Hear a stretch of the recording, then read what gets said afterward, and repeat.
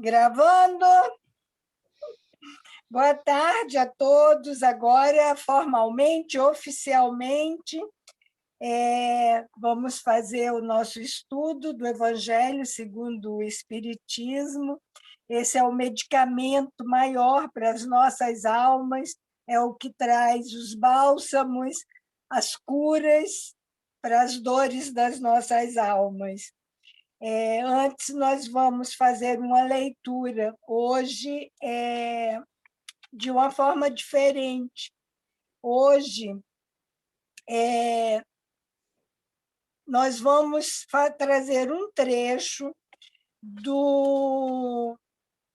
da despedida que foi feita pelo Flammarion por ocasião do sepultamento do corpo de Allan Kardec, que o desencarne foi ontem, 31 de março.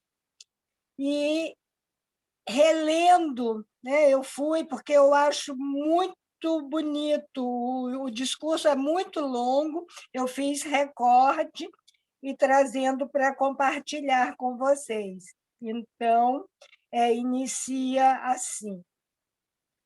Aos nossos pés dorme o teu envoltório, extinguiu-se o teu cérebro, fecharam-se-te os olhos para não mais se abrirem, não mais ouvida será a tua palavra.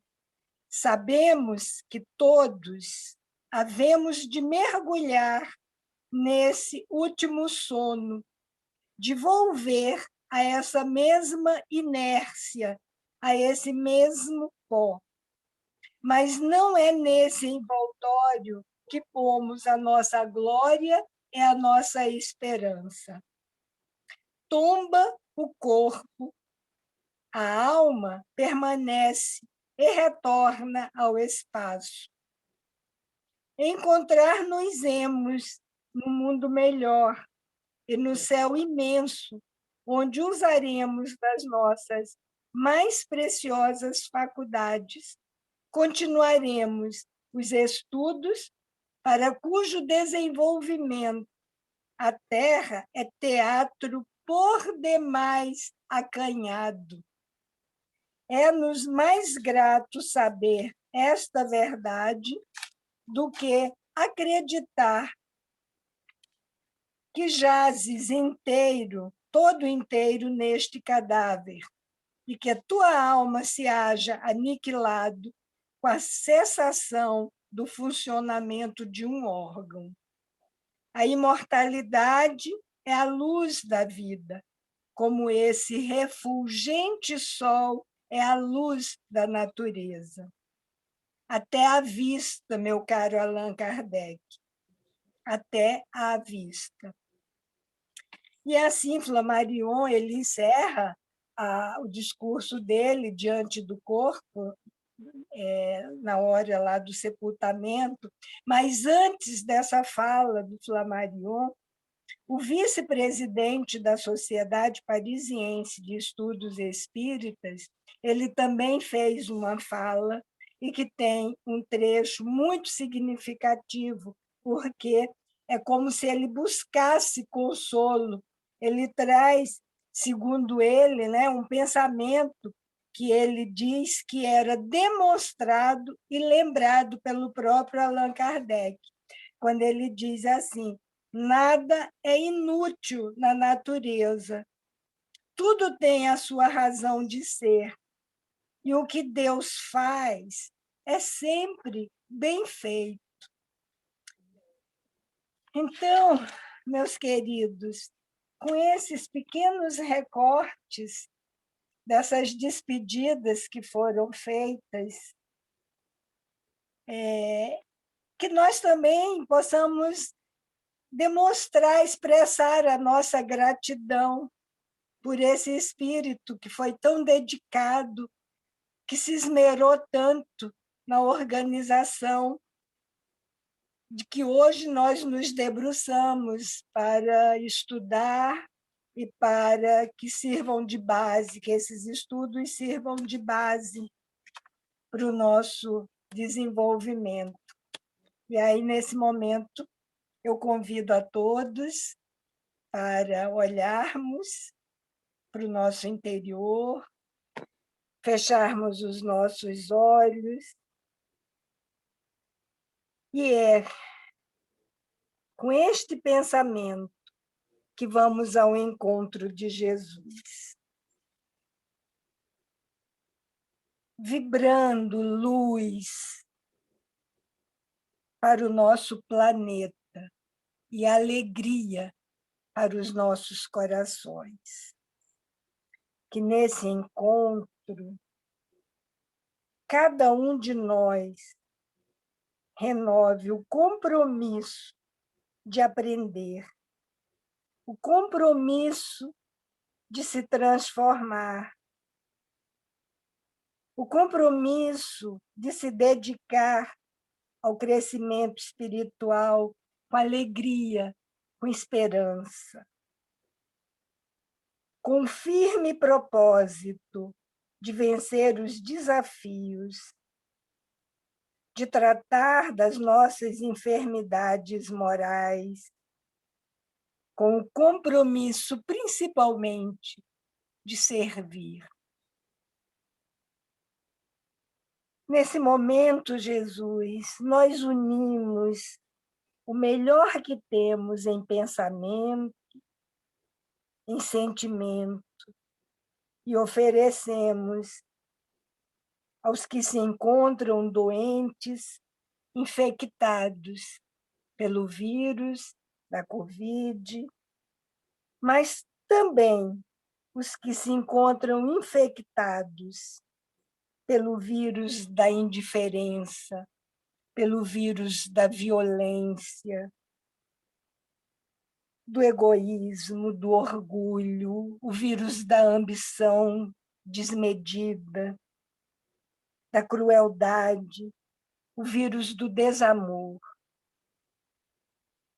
Nós rogamos, Jesus, pelo amparo a todos que trabalham pela promoção do bem, mas rogamos compaixão, Jesus, pelos corações endurecidos.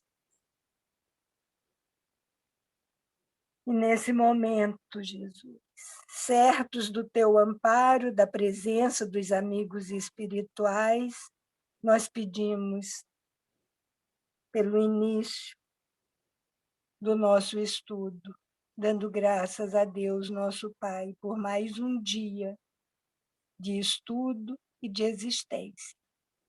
Que assim seja. Graças a Deus.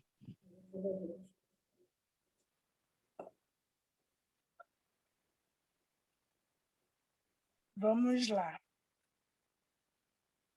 Capítulo 13, o item 10, capítulo 13, não saiba a vossa mão esquerda o que dê a vossa mão direita. Baseamos todo o estudo desse capítulo na passagem registrada por Mateus, quando ele recomenda, ele traz a recomendação de Jesus para não praticarmos as boas obras diante dos homens, não ostentarmos,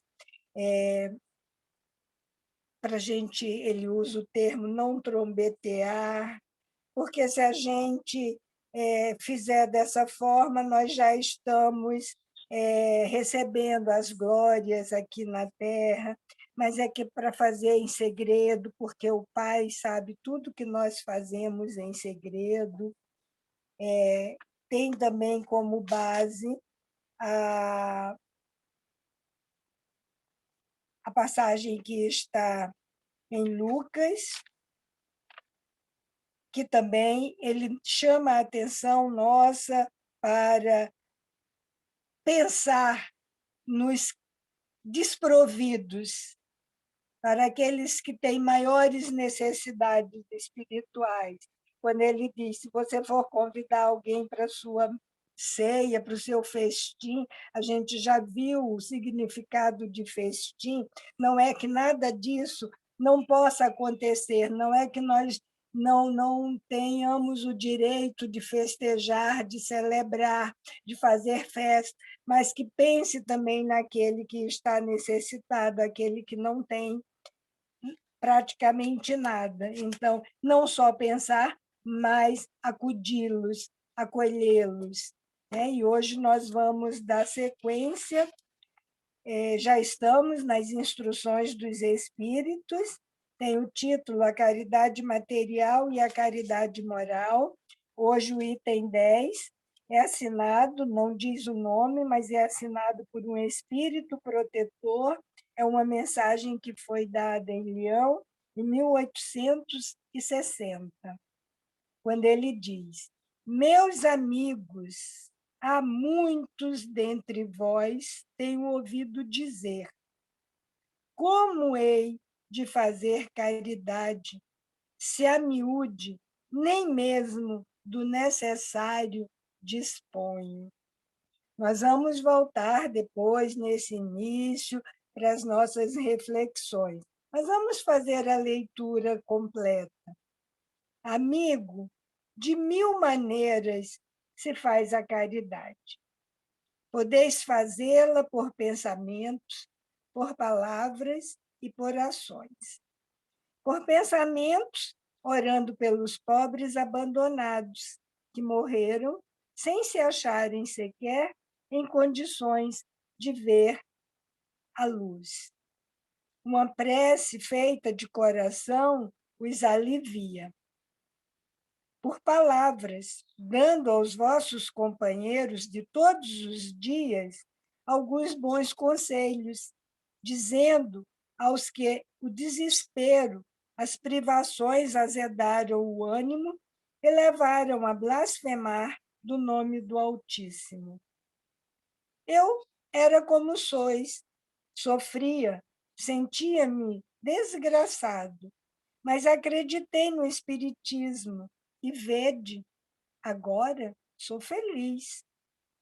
Aos velhos que vos disserem, é inútil, estou no fim da minha jornada, morrerei como vivi. Dizei, Deus usa de justiça igual para com todos nós.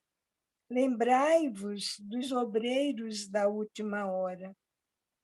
Às crianças já viciadas pelas companhias que se cercaram, de que se cercaram e que vão pelo mundo prestes a sucumbir às mais tentações, dizei: Deus vos vê, meus caros pequenos, e não vos canseis de lhes repetir essas brandas palavras. Elas acabarão por lhes germinar nas inteligências infantis e, em vez de vagabundos, fareis deles homens. Também isso é caridade. Dizem outros dentre vós, ora, somos tão numerosos na terra que Deus não nos pode ver a todos. Escutai bem isso, meus amigos. Quando estais no cume da montanha, não abrangeis com o olhar os milhares de grãos de areia que a cobrem? Pois bem, do mesmo modo, vos vê Deus. Ele vos deixa usar do vosso livre arbítrio, como vós deixais que esses grãos de areia se movam ao sabor do vento que os dispersa. Apenas Deus, em sua misericórdia infinita, vos pôs no fundo do coração uma centelha vigilante que se chama consciência. Escutai-a, que somente bons conselhos ela vos dará. Às vezes, conseguis entorpecê-la, opondo-lhe o espírito do mal. Ela, então, se cala, mas ficai certos de que a pobre escorraçada se fará ouvir logo que lhe deixardes aperceber-se da sombra do remorso. Ouvi-a, interrogai-a, e com frequência vos achareis consolados com o conselho que dela houverdes recebido.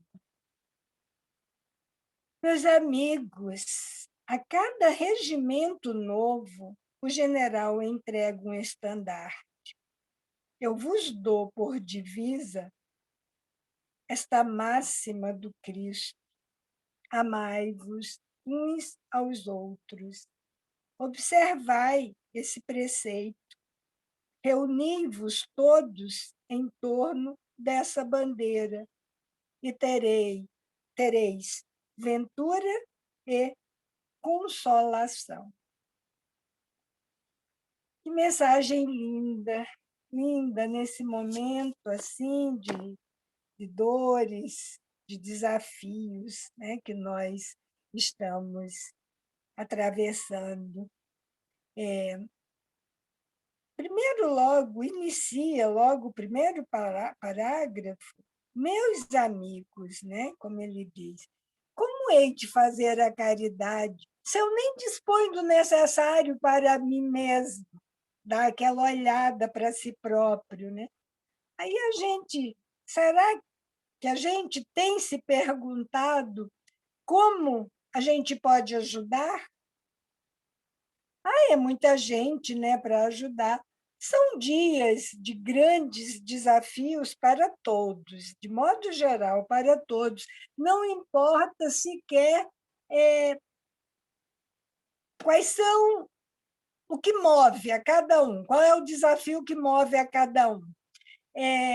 Outro dia, conversando com uma pessoa num atendimento, nós ouvimos o seguinte: não, é que fulano não é exatamente negacionista, mas, de certa forma, está tão envolvido com os bens materiais que não se permite ficar um pouco em casa, que não se permite deixar acontecer um pouco as coisas. Então, é parecido com a negação em si. Parece que corre o risco. Não, eu tenho que ir lá na obra. Eu tenho que dar sequência lá ao que está acontecendo.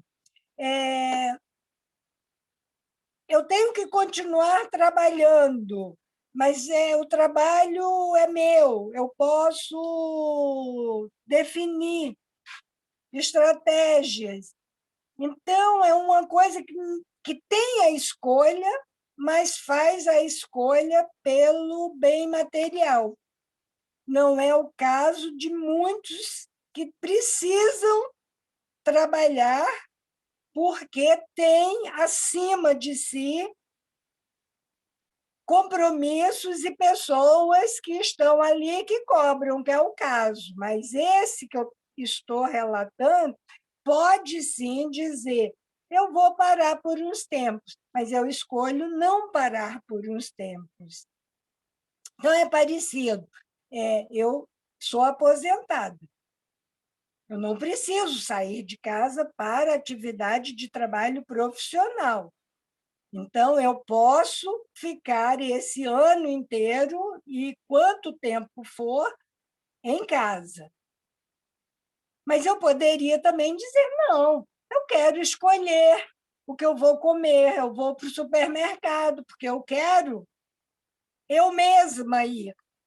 Eu quero escolher o tamanho da batata, eu quero escolher o tomate que eu vou comprar. Poderia. E eu já vi casos desses. E aí a consequência foi infectar-se, porque tinha a escolha e escolheu diferente. Às vezes, nós não temos a escolha. Estou falando desse tipo. Então, esses dias são assim, de muitas dores para muitos, às vezes de desespero para muitos, e é fundamental nós nos perguntarmos: O que me cabe nesse momento? Que papel? É isso, parar. Eu aqui agora olhando para mim mesma, o que é que eu posso fazer no meio disso tudo? Que escolhas eu faço que eu possa continuar atendendo necessidades, mas não me expondo. Mas qual é o meu papel, a minha função? O que é que me cabe nesse momento? Mas, assim, em termos de planeta, não só para os meus aqui, o que está próximo de mim. Então, a gente diz que pediu para estar aqui nesse momento de pandemia. Muitos, né, já temos dito isso aqui em outros estudos. Nós pedimos para estar aqui atravessando esse momento que é desafiante, mas é de crescimento para quem for escolher de forma útil e abrir mão de interesses imediatos, prazeres efêmeros e buscar o crescimento moral. Beleza. Aí é fundamental se perguntar assim, o que me cabe nesse momento? Beleza. Esse momento enfrentando o medo. Não é só o medo de se infectar. Eu me infectei, vou para o hospital, e agora não vou voltar do hospital. E não é tão simples assim, apenas se infectar e para o hospital, e de hospital para o sepultamento. Não. Tenho medo. Quantas pessoas sabem que são espíritos imortais? Aí a gente vai simplesmente dizer assim, não, tem medo não, você não morre. Nós somos espíritos imortais. Não é assim tão simples, né? Tem aquele medo que é o medo de perder o emprego, é o medo, uma mãe, um pai que tem um filho pequeno. E quem é que vai cuidar do meu filho? Só eu sei cuidar do meu filho. Ninguém vai cuidar do meu filho igual a mim. De fato, vou dizer para vocês, de fato, ninguém vai cuidar igual. Porque ou vai cuidar pior, ou vai cuidar melhor. Porque é igual não é, porque nós somos únicos. É o medo, eu não estou podendo assumir meus compromissos financeiros, eu não posso pagar meu aluguel, eu vou fazer o quê? Fazer o quê realmente? Porque aquele para quem eu pago o aluguel depende de receber aquele aluguel, porque vive disso, vive daquele recurso.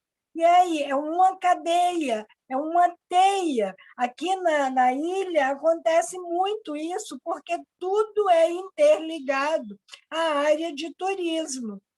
Quem tem casa para alugar, ou aluga para turista, ou aluga para quem trabalha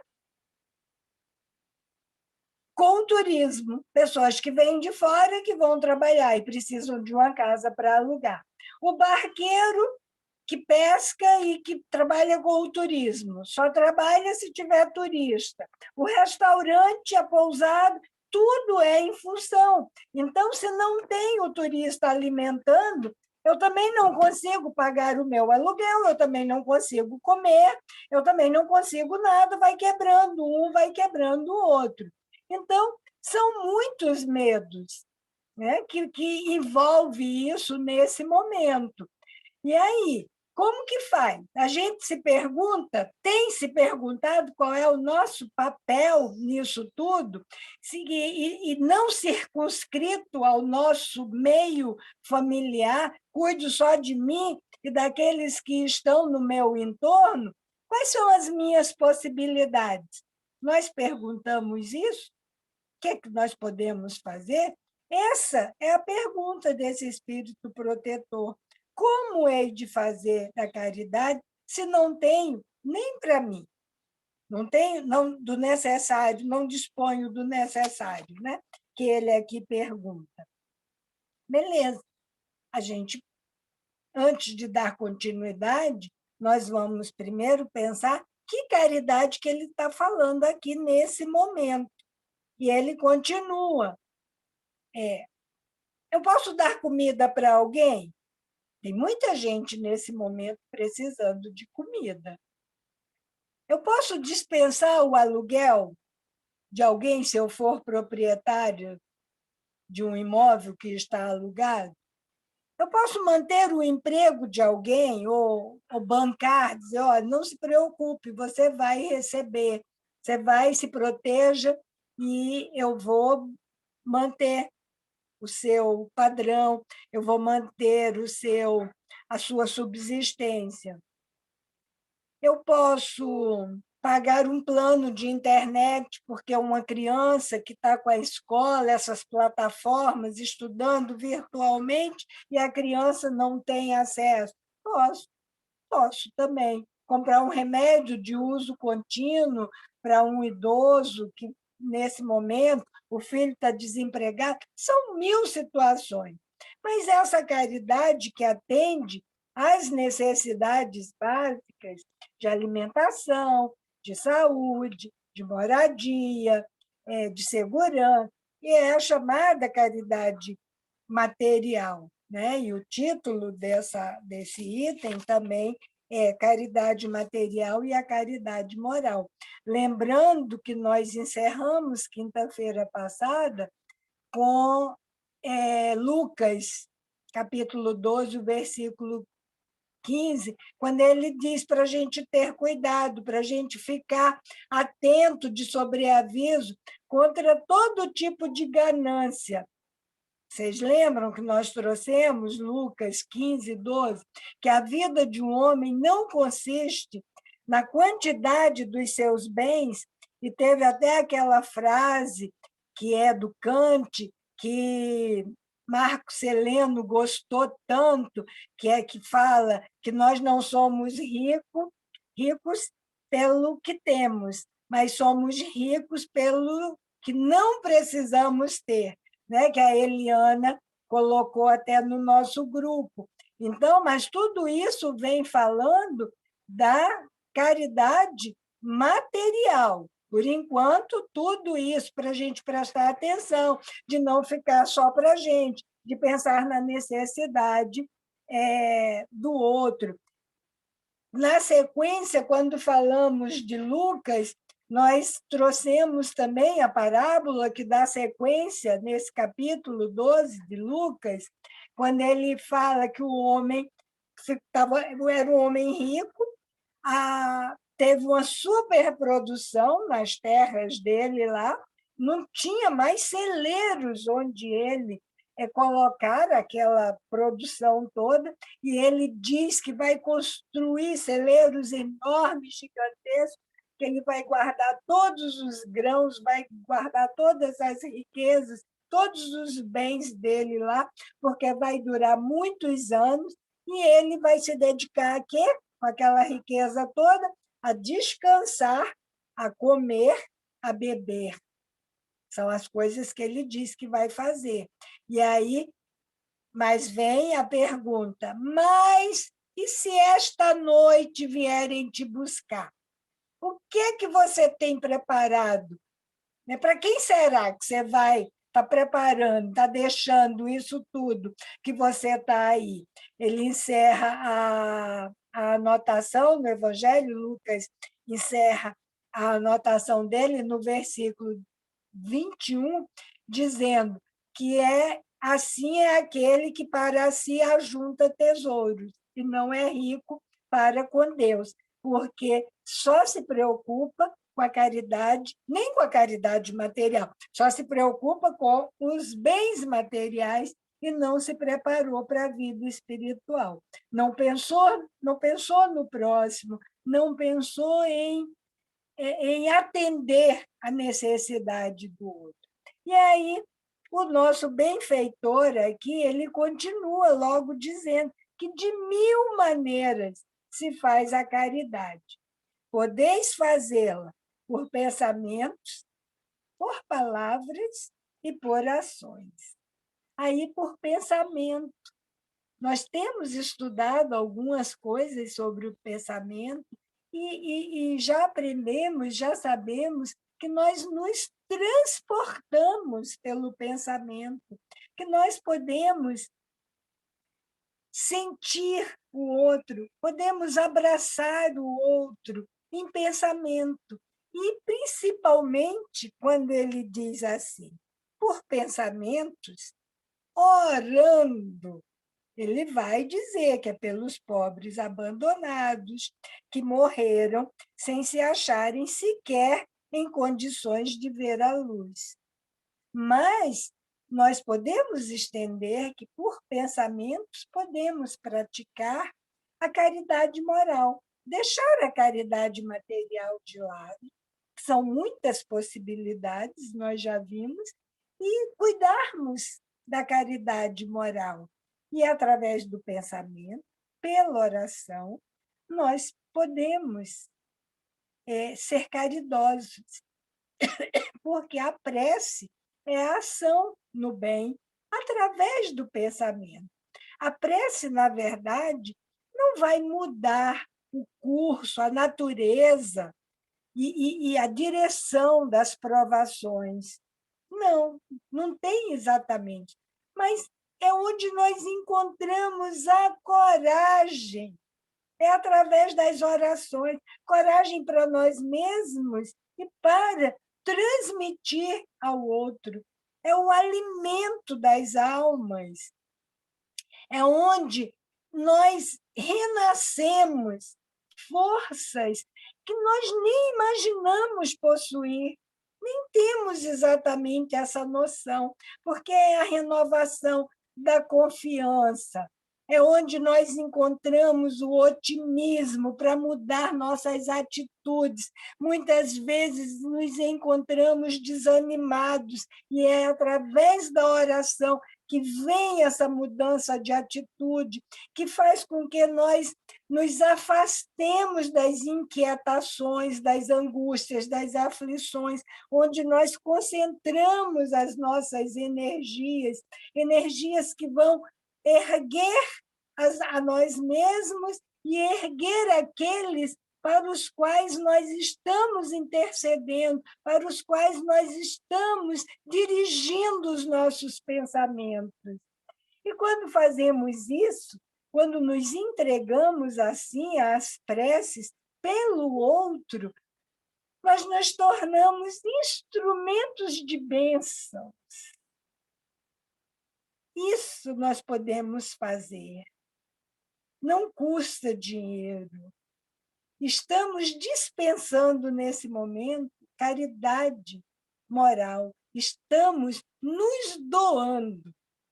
No livro Agenda Cristã, nós já fizemos esse trecho, esse texto, no áudio matinal. No livro Agenda Cristã, pelo Espírito André Luiz, ele diz, nos estimula, ajude com a sua oração a todos os irmãos que jamais encontram tempo ou recursos para serem úteis a alguém. Ajude com a sua oração a todos os irmãos que trajam os olhos de luto para enxergarem o mal em todas as situações. Ajude com a sua oração a todos os irmãos que contemplam 1000 castelos nas nuvens, somente cooperando na torre de marfim do personalismo, sem descerem os degraus para colaborar com os outros. Então, nós podemos atender a orientação desse benfeitor aqui, desse espírito protetor que nos fala sobre o poder da oração, sobre a caridade que podemos fazer através do pensamento, orando. E aí nós podemos estender para muitos segmentos. Nós podemos estender as nossas rogativas para os nossos governantes, para que eles encontrem a lucidez de exercerem a função pensando no bem coletivo, no bem comum. Nós podemos estender as nossas rogativas para os profissionais da área de saúde, para os pais, para os que sofrem. Podemos rogar pelos que estão famintos, sem tetos, mas podemos agradecer por todas as oportunidades que estamos atravessando de presenciar esse momento. Agradecer pelo despertamento. E podemos, como diz o discurso,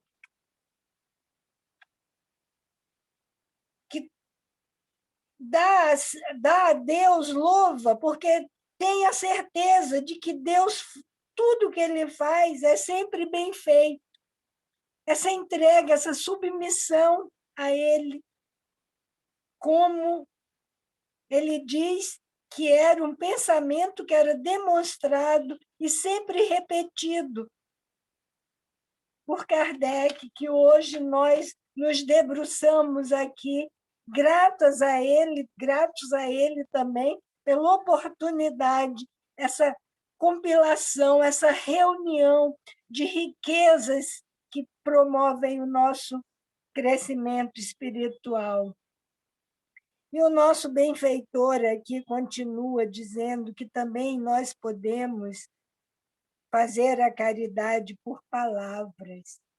Palavras que sejam impregnadas de amor, palavras de acolhimento, de compreensão, de solidariedade, de fraternidade, de apoio, de alegria, de confiança, de simpatia, de tantos sentimentos edificantes, elevados. Podemos usar a palavra numa conversação útil, proveitosa, bem proveitosa, rica de ensinamentos. E é interessante pensar sobre o uso da palavra, porque há um ditado que diz que a palavra é de prata e o silêncio é de ouro. Mas há uma historinha, eu acho que eu não consegui lembrar do livro qual que é, mas eu penso que é relatado pelo Chico, que todos os dias uma senhora muito religiosa, ela ia à igreja e ela, ao sair, dava uma esmola a um pobre que ficava ali na entrada, na saída da igreja, na porta da igreja. E um dia ela estava passando por uma dificuldade financeira e ela não tinha a quantia para oferecer àquela pessoa pobre. E aí ela chega perto desse pedinte, se abaixa próxima a ele e diz: hoje eu não tenho o que dar a você, mas eu desejo que alguém faça o que eu hoje não estou podendo. Era aquele gesto ali, olha, e estende a mão para aquele pedinte. E ele responde que naquele dia ela havia dado muito mais do que todos os outros dias, que ela tinha dado a ele carinho, atenção, respeito, aquele momento dele, dali, de ser pedinte. Pode ser até que ela tivesse dado carinho e nos outros dias, que ela só entregava a quantia, o bem material. Mas, naquele momento, ela tinha expressado de forma clara aquele sentimento. Então, a palavra pode também ser de ouro, a palavra pode erguer alguém, se pelos pensamentos e pelas palavras nós podemos ser instrumentos de bênçãos, nós podemos transformar vidas, levar esperança, podemos levar alegria, podemos transbordar corações. Vamos imaginar pelas ações, né, que o nosso benfeitor diz que nós podemos, de mil maneiras, fazer a caridade, por pensamentos, por palavras e por ações. Então, se pelos pensamentos, se pelas orações, levar aonde nós desejarmos, pelas palavras edificantes e pelas ações, a maior ação, eu vou deixar agora que vocês falem, mas a maior ação, ao meu ver, é o exemplo de fraternidade. É quando aquele pequeno gesto tem o poder de transformar uma tragédia que alguém esteja atravessando e transformar em uma trajetória. Está ali alguém naquele desespero, é uma tragédia para aquela pessoa. E você, pela sua ação, você leva a transformação. E aquilo se transforma numa trajetória de luz na direção correta a ser caminhada. E fechando, tem um exemplo de caridade moral que é muito interessante, está no livro, pelo menos nós entendemos como caridade moral. Está no livro A Vida Escreve, tem o título Incêndio na Serraria. É um grupo de senhoras que trabalham para o bem e elas queriam construir uma escola. E essa escola era para atender crianças que não tinham condições. Elas vão pedir justo nessa serraria, porque podia ser ali de madeira, ele faria uma doação, mas ele não estava com o menor interesse em conceder benefício nenhum. E, para resumir, aquilo. Elas tentam, aquele grupo de senhoras, tentam falar sobre Deus, que ele diz que não, que a educação é obra e é responsabilidade dos governos, não é da iniciativa privada, aquele benefício, aquilo que não era bom colocar Deus nas atribuições que não dizem respeito a Deus. Ele tenta dizer tudo isso. E aí elas, delicadas, atenciosas, agradecem, argumentam, não convencem, e aí se preparam para sair.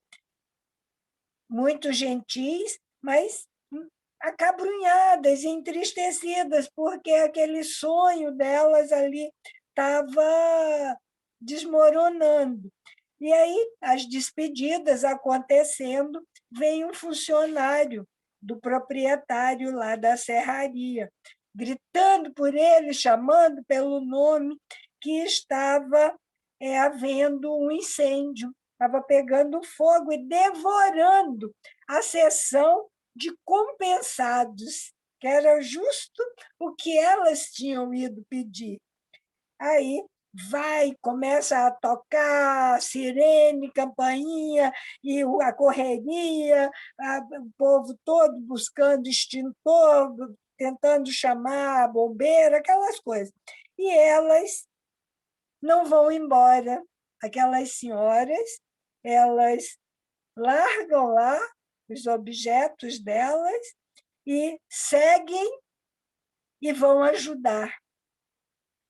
E aí estava com poucas pessoas lá e elas corajosamente tomam a dianteira do trabalho e ajudam a empunhar mangueiras, puxam móveis, transferem tábuas pesadas e, enfim, combatem o fogo. Pequenas queimaduras, chamuscadinhas ainda saem um pouco, mas saem todos vencedores. Aí, meia hora depois, as chamas já o fogo tinha sido extinto, mas ainda estava ali todo mundo, e ele agora, já bem calmo, se aproxima delas, que ele chama nesse momento de heroínas. E ele diz que vai repensar. Ele se dirige a que estava coordenando e diz: penso que Deus ganhou a questão da sua escola. Mudei de ideia. Mande buscar amanhã toda a madeira de que necessite e mais tudo o que precisar. E bem-humorado, ele acrescenta: depois conversaremos sobre Deus como dono desta oficina. Então, aquelas senhoras deram demonstração de uma caridade moral, foram ajudar instintivamente, ajudar no socorro, já iam saindo desencantadas porque não estavam sendo atendidas. E, ao mesmo tempo, despertaram um coração que, a princípio, estava endurecido, fechado para a caridade material, e ele tem a possibilidade, recebe naquele momento a possibilidade de uma transformação. Então, é aí um pouco que uma tragédia pode se transformar numa trajetória e que os nossos gestos, nossos exemplos de fraternidade são realmente fundamentais para o convívio, para a nossa vida de relação aqui. Então, eu concluo agora o que eu havia preparado e passo para vocês.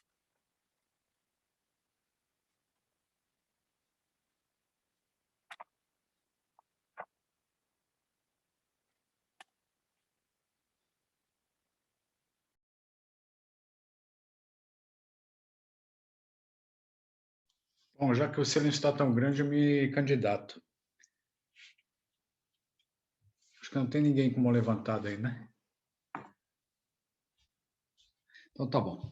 Eu acho interessante daquilo que você falou da pandemia, tudo, né? E eu acho que é como a gente pode reagir e tudo mais, socorrendo, ajudando, auxiliando.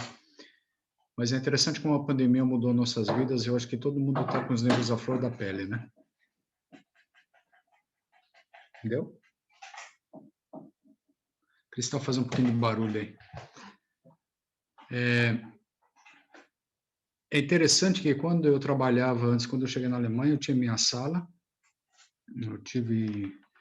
E quando eu tinha um problema muito sério para resolver, eu tinha que me isolar, eu fechava a porta da sala e depois, quando eu chegava no final da tarde, eu fechava a porta, eu ia embora, fechava a porta e deixava meus problemas para trás, né? Agora a gente está trabalhando no modo home office. E isso muda muito as coisas, muda muito, né? Porque a gente percebe assim, às vezes eu chegava no trabalho, chegava no banco, sentia aquela energia pesada, né? E a gente, quando a gente está nervoso, quando a gente está irritado, a gente lança uma energia e são dardos, a gente sabe disso, né? A gente já leu sobre isso muitas vezes, tem muitas obras que falam sobre isso, a energia pesada que a gente manda. Só que agora a gente está trabalhando em casa. E quando eu chegava, fechava a porta lá no trabalho, chegava em casa, falava, que gostoso, cheguei em casa, a Cris, né, já tinha tomado banho, toda perfumada, dava um beijo nela, o jantarzinho já estava pronto, né? Agora, mas agora a situação é um pouco diferente, né? Agora eu não tenho mais como chegar em casa. Eu chego em casa, eu estou em casa. Esses dias eu estava definindo para um projeto orçamento para 3 países diferentes. Eu quase fiquei louco, porque eu tinha que fazer a distribuição de orçamento para 6 meses e definindo quanto cada um ia ganhar, né? Então, uma situação enlouquecedora. Não, Marcos, não está bom, ainda ajusta aqui, ajusta ali. Não, mas aqui não está bom. E aí hoje o sujeito lá do país, ele falou, Marcos, não estou de acordo com essa distribuição que fez, que já foi aprovada pelo meu diretor aqui na Alemanha, né? Então, é uma situação assim de estresse constante. E além do que, eu acho que assim, a gente sabe que tem amigos nossos que lidam com situações, é como você falou, né? Bota máscara, não põe máscara, tem gente que respeita, tem gente que não respeita, tem gente que fica doente porque não respeita, né? Mas o que eu quero dizer com isso é o seguinte, é que a pandemia nos trouxe um desafio gigantesco. E a gente tem que botar em prática tudo aquilo que a gente aprendeu, mas um pouco. A gente ainda tem que sair correndo atrás do conhecimento, porque tem situações que a gente não sabe como lidar. Então, o que eu quero dizer com isso é, até mesmo, por exemplo, essa questão do lar, né, que é nosso refúgio, a gente já falou sobre isso, que é o nosso porto seguro, de repente é o nosso local de trabalho também, né? E aí eu estou olhando para aqui agora, assim, né? Estou olhando a minha volta aqui, a sala de jantar e tudo mais, é o local onde você está o dia todo aqui trabalhando, né? Eu não desconecto, é difícil a gente desconectar. E aquela energia que eu lancei, que está relacionada ao trabalho, ainda está aqui, impregnada na parede, impregnada aqui na crise, aqui na mesa, e tudo, né? E eu não consigo me livrar disso. Isso me faz mal. Eu vou para a cama, a casa toda, ela está impregnada por essa energia. Eu até chego a dormir mal, eu chego a dormir com números, eu chego a pensar, às vezes eu sonho até com um cramulhão, né? Assim, que vem atrás de mim e fala, Marcos, isso aqui não está bom, não está certo. Mas o que eu quero dizer com isso é o seguinte, é complicado, né? É complicado e a gente ainda tem essa questão toda. Como que a gente pode ajudar as pessoas? Eu recebi essa semana a ligação também de uma pessoa, o cara era um gerente aqui para a Europa, né, numa indústria de máquinas japonesa, e falou, Marcos, eu estou perdendo meu emprego. Você pode me ajudar? Eu falei assim, você tem experiência em tecnologia? Não, não tenho. Eu falei, caramba, como é que eu vou ajudar esse cara? Né? E a gente fica trabalhando com a coisa na cabeça. Mas, além da gente ter que se ajudar, a gente ainda tem a oportunidade também e tem a, entre aspas, a responsabilidade de ajudar os outros, né? Porque a gente podia dizer assim, amigo, vai cuidar da sua vida, né? Mas a gente não é assim. A gente não é assim. Né? A gente se preocupa, a gente quer ajudar, a gente às vezes vai para a cama, dorme mal, porque a gente sabe que o outro está perdendo o emprego e a gente quer fazer alguma coisa para socorrer essa pessoa. Né? Então, o que eu quero dizer com tudo isso é, caramba, né? Tempos difíceis, né? E a gente fica, às vezes me pergunta assim, que raio de espírita que eu sou? Que raio de cristão que eu sou? Às vezes eu perco a paciência com a Cris, né? Que, Marcos, não sei o que, me ajuda aqui. Pô, me deixa em paz, me deixa terminar meu trabalho, né? Não é assim? Né? E às vezes é vice-versa, também acontece, né? A gente precisa de muito mais hoje preocupação com o próximo, a gente precisa de paciência em dobro, em triplo, em quádruplo, e a gente se esgota com tudo isso. A gente se esgota. Eu chego no final do dia, agora aqui são 10. Eu até peço desculpa, porque eu estava bocejando assim, arrebentado. Sabe o que é arrebentado? Eu estou me sentindo esgotado, assim. Eu daqui a pouco estou rastejando pelo chão ali, tão cansado que eu estou. Sabe, então, e às vezes eu percebo assim, falo bastante com o Luciano, também ele está com desafios bastante importantes, né? A gente tem todo dia, agora a gente escuta, o amigo foi internado no hospital, o amigo morreu, o conhecido faleceu, né? Isso vai esgotando a gente. Eu acho que o nosso desafio agora, grande, gigantesco, é conseguir conciliar tudo isso e manter o equilíbrio. Porque eu falei, logo no início, brinquei, eu tomava chá mate todo dia quando era criança, agora eu tomo cheque mate todo dia. É uma situação que vem e me põe em cheque mate. Que eu falo assim, meu Deus, como que eu faço? Que eu me desespero, que eu olho assim e falo, eu não sei como lidar com isso. Né?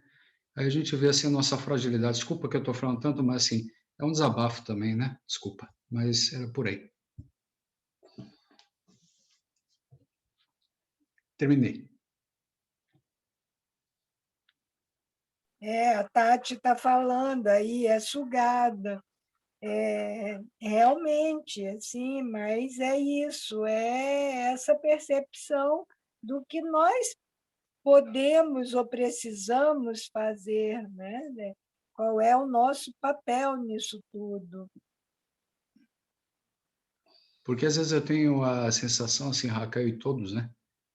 Que me falta força, me falta preparo, sabe assim? A gente tem que fazer musculação espiritual também, né?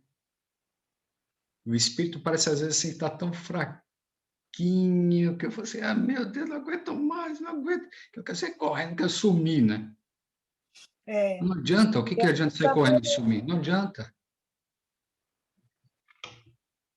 mas não dá para assumir, não dá para Não. sair agora, fugir agora.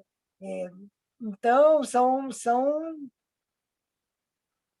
oportunidades, de fato, que nós temos recebido e para a nossa mudança, para a nossa transformação. Não adianta ficar só no discurso, não adianta ficar só quando ele fala na palavra, que às vezes diz palavras que nós jogamos ao vento. Realmente, se a gente só falar e não buscar, a Eliana falou no chat que ela faz meditação diariamente, porque se não fizer, ela não dá conta.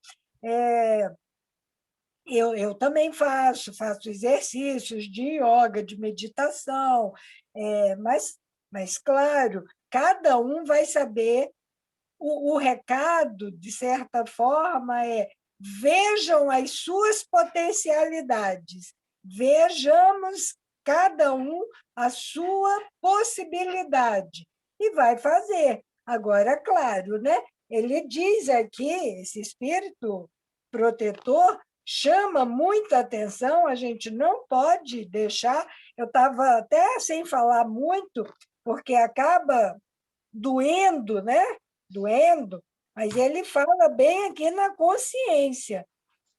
Não adianta, não adianta. Nós vamos postergar, nós vamos, aquela palavra até difícil de falar, procrastinar, né? Vai deixar para depois, mas não adianta, vai chegar uma hora que vai ter de enfrentar, porque é a consciência. Ele diz aqui: escutai-a, somente bons conselhos ela vos dará. Por que a consciência só dá bons conselhos? Porque é nela que está escrita a lei divina. Nós sabemos de tudo, está na consciência, está lá no livro dos Espíritos. Onde que está escrita? Na consciência. Então, é nela. Escute essa consciência, porque ela só vai dar bons conselhos. Aí, ele continua dizendo que, às vezes, nós, tão rebeldes, tão adormecidos, vamos entorpecê-la, opondo-lhe o espírito do mal. Do mal, porque quando se distancia da lei de Deus, nós nos afastamos do bem, aí, num caminho que não é. Então, ela se cala. Você vai fazer o que você bem quer. Beleza, estou quietinha aqui. Mas, olha que imagem. Olha que imagem que esse espírito protetor faz. Ficais certos de que a pobre escorraçada, ele deixa bem claro aqui, somos nós que a escorraçamos, somos nós que a botamos para correr, somos nós que a mandamos para bem longe. Somos nós mesmos. Mas vai chegar o dia que a pobre escorraçada se fará ouvir, logo que lhe deixardes aperceber-se da sombra do remorso. Então, antes de ter remorso, Vamos ouvir a consciência e buscar e corresponder. Não estou falando que é fácil, mas também não está escrito em lugar nenhum, nem na consciência, de que é fácil. Mas aí, vamos fazer igual a parábola? Beleza, enchi meu celeiro. Agora, estou cheia, o celeiro está cheio. Agora eu vou fazer o quê? Vou descansar, vou comer, vou beber. Lucas 12, de 15 a 21. E aí? Vai chegar a hora que ela vai tocar, vai bater com o cajado. Não é alguém que esteja fora de você, é você próprio com a sua consciência. Então, ela ouvia, interrogai-a com frequência, interrogai-a, e com frequência vos achareis consolados com o conselho que dela houverdes recebido. Ontem, Josi e eu tivemos a oportunidade de assistir uma palestra, um expositor do Rio Grande do Sul, que acabou, quer dizer, acho que acabou, é recente, de lançar um livro, que são As Perguntas de Jesus. Jesus fez muitas perguntas. E a gente lê lá nas passagens, a gente passa batido, pensa que Jesus nem perguntou nada. Esse autor e expositor, ele, se eu não estou enganado, ele conseguiu trabalhar apenas 10 perguntas. Mas ele diz, a Josi hoje me falou no número, eu acho que eu não anotei, mas a Josi disse que são 200 e tantas que os pesquisadores, e não esse exatamente, mas que um outro pesquisador que ele citou, encontra 200 e tantas perguntas que Jesus faz. Mas a que nos deixou ontem com vergonha é a última pergunta que esse expositor, ele se chama Felipe Mascarenhas, As Perguntas de Jesus. É do Rio Grande do Sul. A última pergunta está no livro Boa Nova, é um relato de Felipe, o apóstolo Felipe, perguntando a Jesus, se queixando de Jesus, que ai, todo mundo reclama, todo mundo fala de mim, todo mundo diz não sei o quê, não sei o quê. Ah, Jesus, e aí? Aí Jesus vai e diz, Felipe, você já implantou o reino de Deus no íntimo do seu espírito? Você está falando disso tudo, falando das pessoas, reclamando das pessoas. E essa é a última pergunta que o Felipe Mascarenhas trabalha nesse livro. O quanto você já implantou o reino de Deus no íntimo do seu espírito? Aí o próprio autor diz assim, não me faça essa pergunta, porque eu não sei responder. Eu só estou dizendo que Jesus perguntou isso para o Felipe e, logicamente, ao perguntar para o Felipe, apóstolo, perguntou para todos nós. Mas a gente se arvora a sair de dedinho em riste, apontando tudo de todo mundo, e não aponta para si próprio.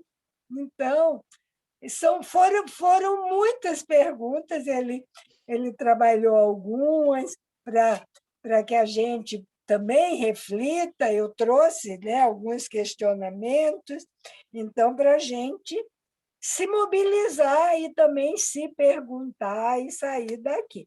Mas é isso. Estamos a caminho, né? Porque o protetor aqui ele diz: meus amigos, presta atenção, a cada regimento novo você ganha também um estandarte novo, estandarte, uma bandeira. Mas se a gente seguir essa bandeira do amai-vos uns aos outros, a gente já vai estar avançando, né? É o nosso consolo, é a nossa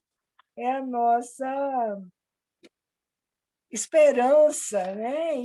E a certeza agora, cada vez mais, de sermos imortais. Nós fizemos questão de trazer esse texto, desse discurso, lá do Camille Flammarion, porque os invisíveis que nos ouvem, é importante que, através das nossas palavras, eles saibam que não acabou, que nós vamos nos encontrar, que vamos, olha, até à vista, nós vamos ter novas oportunidades. Mas, para nós que estamos nesse caminho de estudo, vamos perder tempo, não. Vamos embora.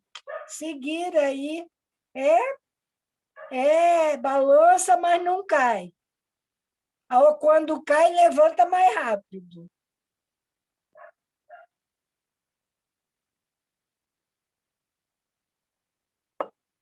Eliana está falando que, quando está muito ruim, ela toma banho de água com sal. É sal grosso, eu acho que é sal grosso. Água com sal. Eu tenho uma Vamos dúvida. lá. Posso eu fazer uma perguntinha para os universitários? Se nós pudermos, responderemos. Vamos lá. Você falou de uma questão muito importante, né? Do medo, da questão da preservação da vida e tudo mais. Tua colocação foi realmente bem interessante. Mas no momento que eu sei em que um determinado... Existe um risco, vamos falar assim, não é um determinado local, mas que eu preciso para um determinado local. Preciso para o supermercado, que nem o exemplo que você falou, né? E eu quero ir lá, porque eu mesmo quero escolher a batata. Eu entro lá, sabendo que existe o risco, eu vou sem máscara. Sabendo que é recomendado o uso da máscara. Eu me infecto, vou para o hospital, sou entubado, vou para a UTI e depois direto para o cemitério. Muito bem. No momento que eu chego lá do outro lado, eu sabendo de tudo isso, que eu deveria ter colocado um pouquinho de atenção e deveria ter seguido e não segui, isso é considerado suicídio?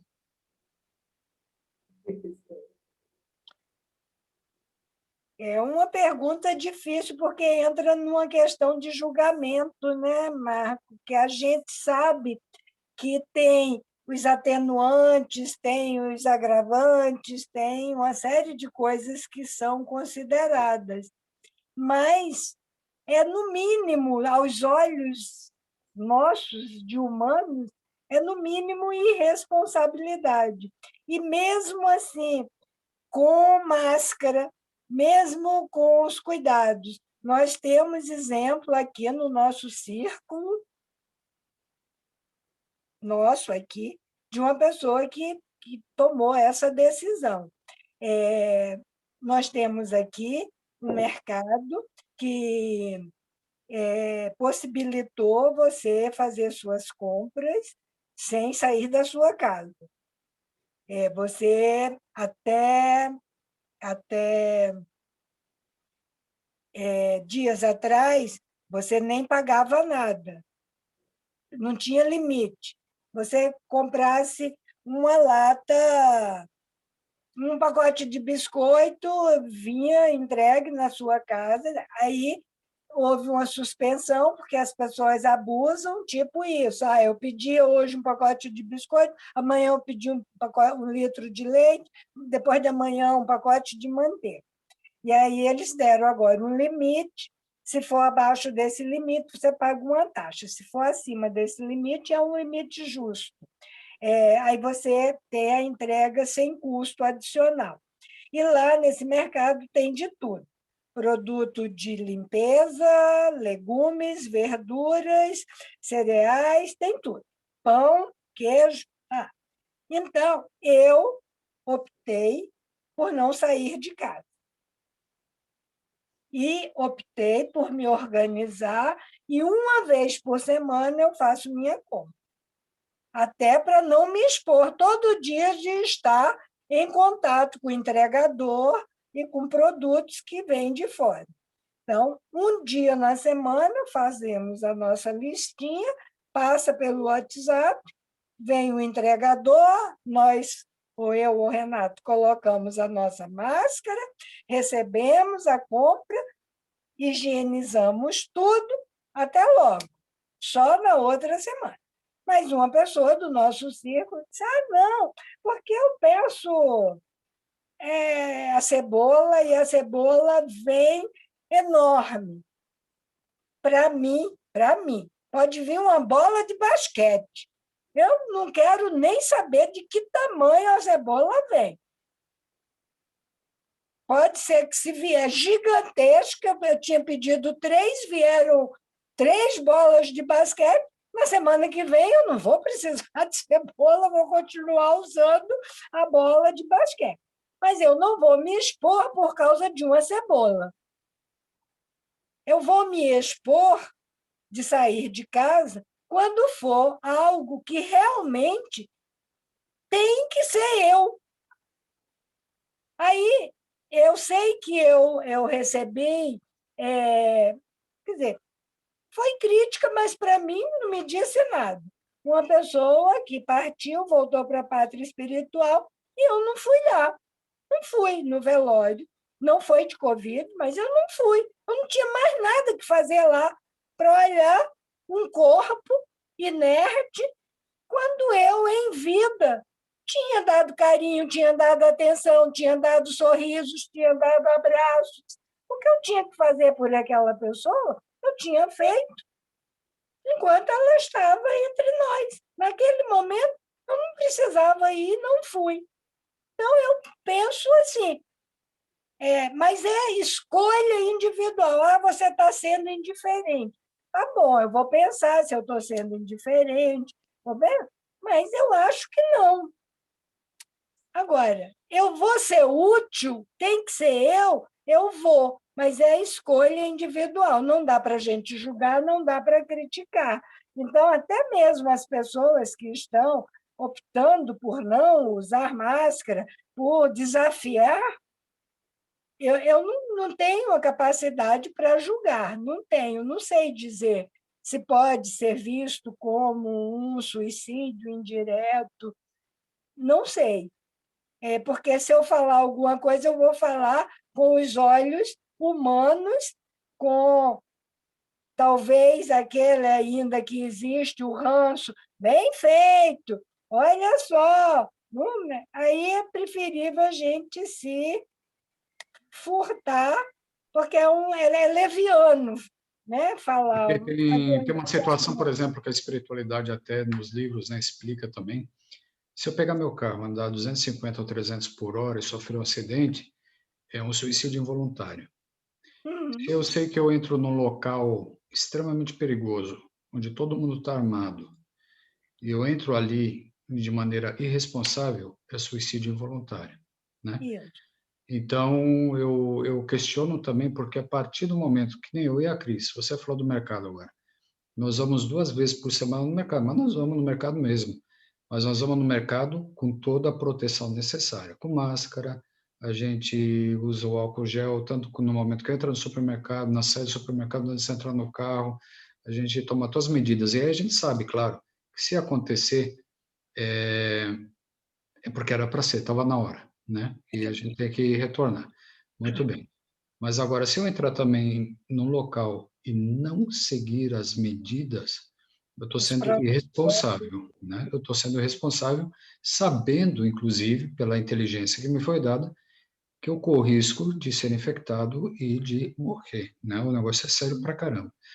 Então, aí fica a pergunta, claro que eu acho que é uma coisa para a gente pensar, porque é interessante que aqui na Europa, a gente também andando por diversos países, logo no início da pandemia, a gente viu, tinha muita gente que não levava a sério. Na Alemanha, o assunto foi tratado a sério desde o início, mas aqui na Holanda, na Bélgica, que estava aqui do lado, a coisa não era bem assim, né? E morreu muita gente depois, inclusive, esses países enviaram pessoas, porque as UTIs já estavam lotadas, para a Alemanha para poder receber atendimento aqui, Nós né? acompanhamos. Mas Exato. são escolhas, né? São realmente, o Cláudio falou aí, são escolhas e responsabilidades, são individuais. Eu penso que eu me preservando, eu posso ser útil ainda por algum tempo. Se eu tiver também que ser infectada, o vírus vai chegar aqui em mim, mesmo eu me preservando. Se eu tiver na minha hora, eu vou me distrair com um objeto que eu deveria ter higienizado e não higienizei. Eu vou me distrair em algum momento e aquilo vai me alcançar, porque era o meu momento. Beleza. Agora, eu não vou me expor, não vou. Isso, desde o início, foi uma decisão. Eu conheço, inclusive,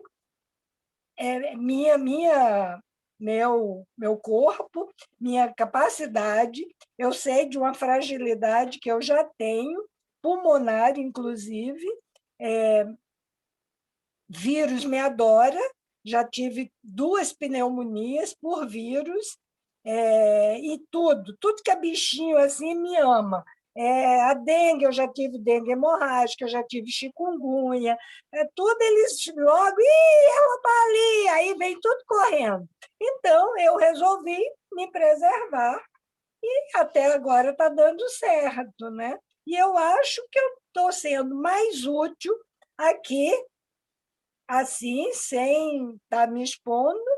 Então, não parei de trabalhar, não parei de estudar, não parei de atender, é, e assim, é essa utilidade, buscando a preservação, mas é escolha. Realmente não dá para a gente dizer, é desse jeito, faz assim, né? Mas reflexões que a gente traz para vocês. Mas o restante do povo sumiu da sala? Eu estou vendo ninguém falando. Tá muito bom ouvir vocês. Ele está aprendendo bastante. Hoje está reflexivo. Olha, até a Camilinha está aí. Eu tô, hoje eu não ia perder, não. Olha lá, beleza. É que eu não vejo, eu só vejo quem fala. Deixa eu dar só uma pincelada aqui, 1 minuto, que eu já sei que a gente vai encerrar agora, está no nosso horário. Aconteceu uma coisa comigo ano passado, muito séria, quando eu estava no Brasil. Eu nunca tive um bom relacionamento com o irmão do meu pai, que pediu, né, e foi escolhido para ser o meu padrinho de batismo, porque ele sempre foi uma pessoa indiferente, uma pessoa grosseira, sabe? Uma pessoa que nunca me tratou como filhada, nunca teve carinho comigo, sabe? Nem me ligava para saber se eu estava bem ou não. Então, na época do meu casamento, eu mandei o convite para ele, né, para a esposa dele, que também é minha madrinha, para os filhos e tudo, e eu não recebi nem um parabéns, sabe, pelo meu casamento. E isso me magoou muito, me deixou muito triste, muito chateada. E a ponto de... Eu guardei isso para mim e falei, olha, eu não sou má de coração, mas eu também não quero conviver. E eu pedi a Deus que me liberasse, sabe, dessa carga pesada, né, de tudo que estava acontecendo. E ele veio a falecer. O ano passado eu estava no Brasil, em Belo Horizonte. Eu optei, né, depois de conversar com várias pessoas, a não ir ao enterro. Porque do jeito que você falou, eu não ia me sentir útil e eu não queria ser um fantoche para a família, falar, a Camila veio, nossa, como ela é boa, nossa, que menina maravilhosa, ela veio no enterro do padrinho dela e tal. Então, o que eu fiz? Eu conversei com ele inconscientemente, sabe, quando eu recebi a notícia, eu emanei que ele fosse recebido da melhor forma possível no plano espiritual e que ele fosse perdoado por todas as ausências, por todas as falhas que ele teve. Não foi no enterro, mas você não imagina o tanto que eu sou crucificada na família por causa disso, entendeu? Mas eu tenho a minha consciência tranquila, meu coração também, e eu não, hoje em dia eu não faço mais nada para agradar ninguém, sabe? Eu faço de coração.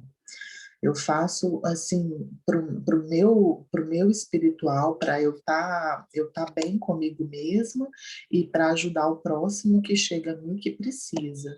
Mas eu sou muito caluniada na minha família por causa disso. Inclusive, uma outra irmã do meu pai, minha tia, falou com a minha irmã que foi um absurdo eu não ter ido no enterro, nananã e tal.